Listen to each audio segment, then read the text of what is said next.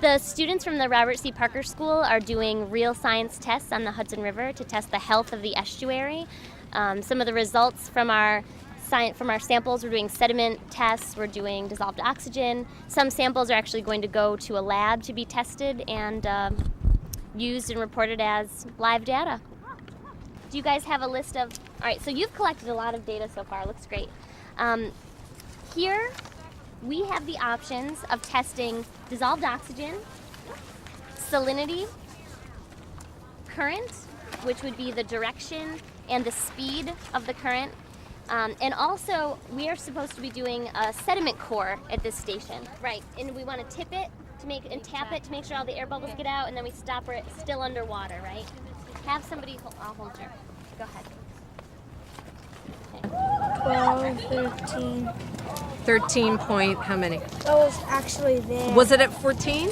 Oh, yeah, I was at 14. Okay. Oh, what a big Let difference me see it one more. from the first.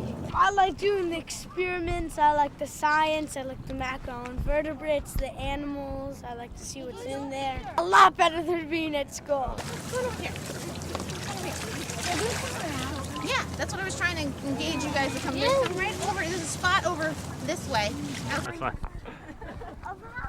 You found anything? All I got was a rock. Well, maybe not. Let's look at it. We might have lots of things down there. Got another cat? Hey, come here, Grace Ann. Just put that down. Yeah.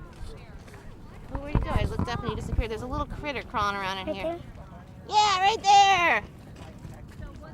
Did that look like an aquatic bug to you? Cool, put it in the water. I just scooped him out of the water. Oh, you found water celery? What's a water celery? Yeah, a lot of decayed water celery. Which one? This is the Commissioner of Environmental Conservation. And why don't you guys tell him what you're doing and see if you guys can work with him? We're doing turbidity. Okay. And what's turbidity about? What are we discovering? Okay. So are you guys ready? This river over the last 40 years has come back. It was basically an open sewer 40 years ago. And today, except for right after a rainstorm, it's swimmable. We've gotten an awful lot of the pollution has been stopped. We have a ways to go to get the stuff off the bottom. We're doing the dredging for the GE pollution from the past, but I think it's a magnificent restoration project and a real reminder what can be done when citizens care about something and get involved and make things happen. And one of the goals we set out in the last 4 years was to try to connect kids to nature.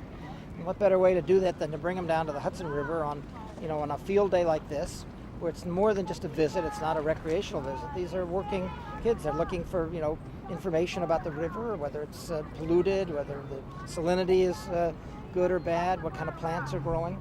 And it's all the kinds of things that I think future scientists are going to be interested in. And the work really makes a difference.